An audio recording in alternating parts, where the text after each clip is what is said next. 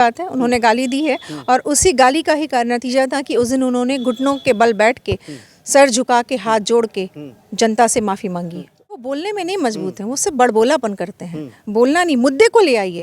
देखिए, कोई भी राज्य तभी तरक्की करता है जबकि हमारा विपक्ष मजबूत होता है। जनता किसी भी जाति को वोट नहीं कर रही है, जनता सिर्फ और सिर्फ मोदी जी को वोट कर रही है। जनता के दिमाग में सिर्फ एक ही खांचा है, वो है मोदी जी का। घोसी लोकसभा का क्या है माहौल इस समय, और हम माहौल जानने के लिए कई लोगों से मिल रहे हैं, पब्लिक ओपिनियन भी कर रहे हैं, गांव में भी जा रहे हैं और कुछ पार्टियों के नेता से भी मिल रहे हैं। तो इस वक्त मेरे साथ हैं संगीता द्विवेदी जी हैं और ये भाजपा नेत्री हैं और इनसे मैं बातचीत करता हूं।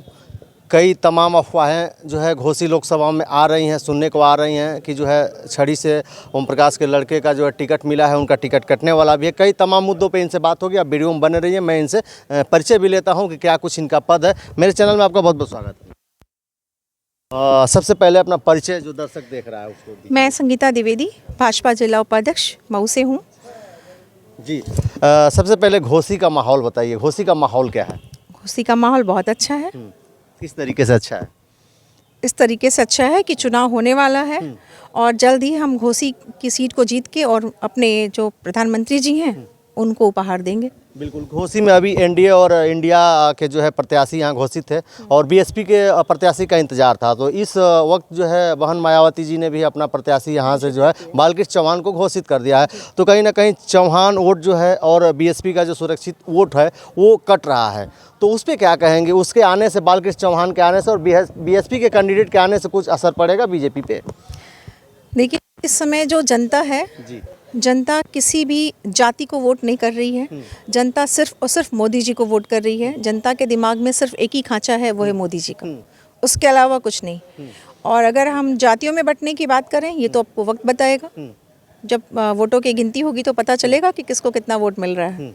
बिल्कुल। एक चीज़ और, यहाँ जो है विरोध हो रहा है, हम लोग मिल रहे हैं लोगों से, तो लोगों का कहना है, सवर्ण लोगों का जो है, बीजेपी में खास तौर पे जो लोग हैं उनका ही कहना है कि हम लोग छड़ी को पसंद नहीं करते, हम लोग कमल खोज रहे हैं और अभी भी इंतजार में है कि कहीं ना कहीं यहाँ से कमल जो है आ जाए और छड़ी चेंज हो जाए। कयास में लगे हैं और कह रहे हैं कि हम लोग जो है छड़ी को वोट नहीं करेंगे किसी भी हाल में, मोदी पसंद है। लेकिन ये गलत हुआ है कि हम लोगों के यहाँ जो है छड़ी और ओम प्रकाश राजभर जो है काफ़ी बड़बोले नेता हैं, हमेशा सबको गाली वाली देते हैं, तो इसलिए हमको पसंद नहीं। हमारे नेता को भी गाली दिए हैं और तमाम तरीके की बातें कही हैं। तो उस स्थिति में यहाँ के लोग क्या करेंगे और उस स्थिति जो ये इस समय बनी हुई है, कहाँ तक इसमें सच्चाई है?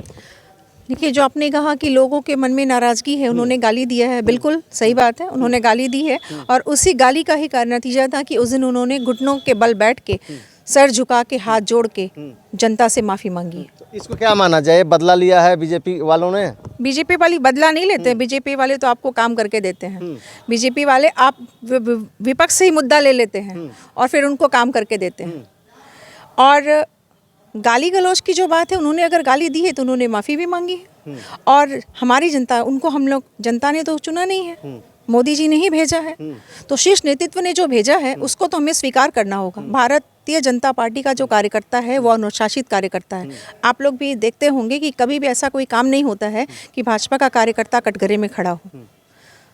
तो बिल्कुल मानेंगे और नाराज़गी ज़रूर होगी, लेकिन निश्चित मैं निश्चिंत हूँ कि जब भारतीय जनता पार्टी का कार्यकर्ता बूथ पे जाएगा, जब वो अपने सारे चिन्हों को देखेगा, तो उसके लिए बहुत मुश्किल की अवस्था होगी कि वो किसको वोट करेगा। हर हाल में वो छड़ी को वोट करेगा, क्योंकि ये वोट अरविंद राजभर को न जाके मोदी जी को जाएगा और हमारा उद्देश्य सिर्फ मोदी जी को जिताना है और कुछ नहीं। और लोगों का ये भी एक क्वेश्चन है कि ये जो है छड़ी यहाँ से निकलेगी, हम मोदी को देख के वोट कर रहे हैं, छड़ी निकलेगी और चुनाव जीतने के बाद ओम प्रकाश जी फिर जो है बीजेपी छोड़ के भाग जाएंगे। लोगों के पास देखिए, भविष्यवक्ता तो कोई हो नहीं सकता है, क्योंकि भारत जो है बहुत ज्ञानियों का देश है। यहाँ बड़े बड़े चमत्कार होते हैं, लेकिन ऐसा कुछ नहीं है कि मतलब आपने जो भविष्यवाणी कर दी वो हो गया। जो सामने है वर्तमान को देखिए, खुश रहना है तो वर्तमान को देखना आवश्यक है, भविष्य क्या हो रहा है उसको रहने दीजिए। अभी ऐसा इनको इसलिए कहा जा रहा है कि तमाम पार्टियां बदल चुके हैं और बीजेपी में रहेंगे तो सपा को गाली देंगे, बहुजन को देंगे, और बहुजन और सपा में रहेंगे तो बीजेपी वालों को गाली देंगे। तो कहीं ना कहीं ये वजह है कि इस वजह से लोग जो है उनको पसंद नहीं कर रहे हैं। तो अब इनको अब ये गाली नहीं दे सकते हैं। आप अभी पिछले कुछ दिनों से देख रहे होंगे, क्योंकि किसी को भी एक अनुशासन में रखने के लिए कोई की ज़रूरत होती है वो की हमारे मोदी जी के पास है। और जनता के पास छड़ी का कोई मुद्दा ही नहीं है। जनता के पास वोट का मुद्दा इस समय सिर्फ और सिर्फ यहाँ के जो विकास हैं, और विकास वो धरातल पे हैं। आप देख लीजिए, चाहे वो बिजली हो, चाहे वो योजनाओं का लाभ हो। जैसे अभी बात हो रही थी कि विपक्ष कहता है कि धर्म की राजनीति करते हैं। जितनी भी योजनाएं मोदी गवर्नमेंट ने या योगी गवर्नमेंट ने चलाई है, क्या जाति देख के उन्होंने दिया है? एक लोग बता दे मुझे कि जाति देख के उनको उज्ज्वला दिया गया, जाति देख के उनको अभी विश्वकर्मा योजना के अंतर्गत मुझे लग रहा है लाखों लाख बहनों को सिलाई मशीन और उनको तरह तरह की मशीनें बनाने के लिए, ब्यूटी पार्लर कोर्सेज के लिए बहुत सारी चीज़ें दी गई। पॉटर्स के दे दिया गया है, नाई का सेट दिया गया। किसको देख के उन्होंने दिया है? ये बिल्कुल निराधार है। भारतीय जनता पार्टी सिर्फ और सिर्फ राष्ट्र के प्रति समर्पित है। राष्ट्र को उत्थान पे ले जाने के लिए, देश को शिखर पे ले जाने के लिए ऊंचाइयों के हम प्रतिबद्ध हैं और ये कार्य करते रहेंगे। और विपक्ष का तो काम है, बल्कि मैं तो ये कहूँगी विपक्ष कमज़ोर है, विपक्ष को और वो अच्छा बोलना चाहिए। कहीं ना कहीं विपक्ष कम अभी बोल रहा है। विपक्ष एकदम कमज़ोर है और विपक्ष के पास कोई मुद्दा नहीं। आपको नहीं लगता कि ओपी राजभर अगर जो विपक्ष में होते तो जो है मुद्दा मजबूत होता?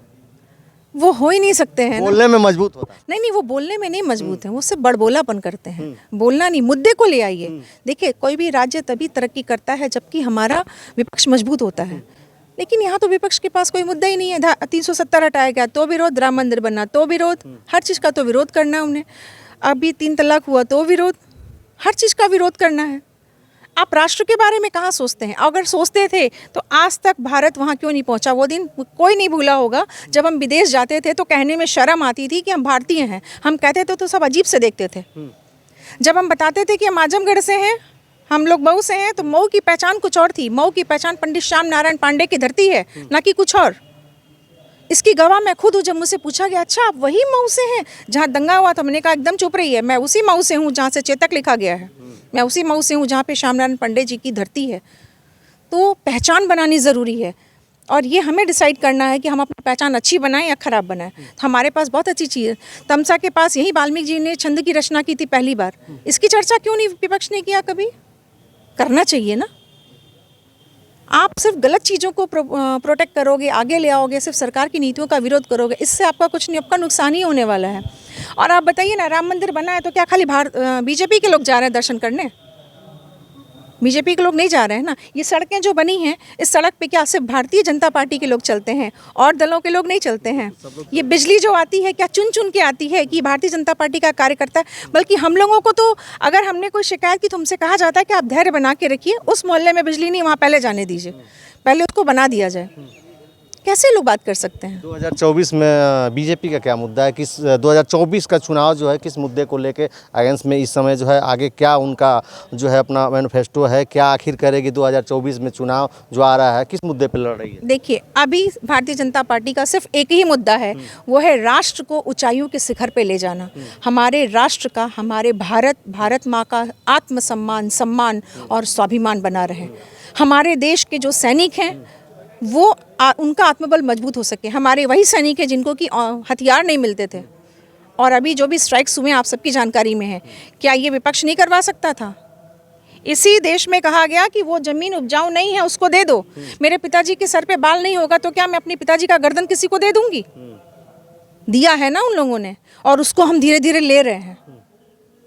विपक्ष क्या बात करेगा? विपक्ष ये भी बात कर रहा है, ये भी विपक्ष बात कर रहा है कि बहुत महंगाई हो गई है, रोजगार नहीं मिल रहा है, शिक्षा जो है महंगी हो गई है, तो तमाम मुद्दे हैं विपक्ष के पास। तो आप क्या मान रही हैं कि शिक्षा महंगी हुई है पहले से या सस्ती हुई है? शिक्षा, देखिए महंगाई क्या होती है, वक्त के हिसाब से होती है। पहले 5 रुपए में भी जलेबी मिल जाती थी, 5 पैसे में मिलती थी। बहुत पहले की बात है, बाबा दादा के समय में, जो उनकी कहानियों में सुना है। धीरे धीरे हर चीज़ बढ़ रही है ना। अगर महंगाई बढ़ रही तो आमदनी भी तो बढ़ रही है, आमदनी भी तो बढ़ रही है। और आमदनी और महंगाई में एक बीच का सामंजस्य बनाना होता है। तो जनता ज़रूर ये कह रही है, लोग विपक्ष कह रहा है कि महंगाई बढ़ रही है। मैं इस बातों से बिल्कुल सहमत नहीं हूँ, क्योंकि पहले हमारे देश को भूखा नंगा देश दिखाया जाता था। विदेशी पत्रकार आते थे तो यहाँ की फ़ोटो शूट करते थे और वो वहाँ पे डिस्प्ले कराते थे कि भारत भूखे नंगों का शहर है। आज देखिए, कोरोना जैसी महामारी में भी हमारा देश जो है झुका नहीं है किसी के सामने, बल्कि लोगों की मदद किया है। चाहे वो पीपीटी किट हो, या वो मास्क हो, या वो दवाइयाँ हो, या वो खाना भेजना हो, या वो भी समय था जब हमारे लोगों को, हमारे यहाँ के लोगों को, यूपी के लोगों को बॉर्डर पे फेंक दिया गया था। योगी सरकार ने रातों रात गाड़ी लगवा के पहुंचवाया है। कौन कहता है कि चीज़ें खराब है? आज मेरी मौजूदगी घोसी में थी और घोसी का क्या माहौल है इनसे आपने जाना, और आपकी क्या राय है घोसी के बारे में, और आप क्या कहते हैं इनके बारे में, और जो बातें इन्होंने कही आप कितना उसे सर्टिफाई है, कितना जो है उसको देख रहे हैं, किस नज़रिए से देख रहे हैं। और आप अभी तक वीडियो में बने रहने के लिए आपको जो है बहुत बहुत धन्यवाद। नमस्कार।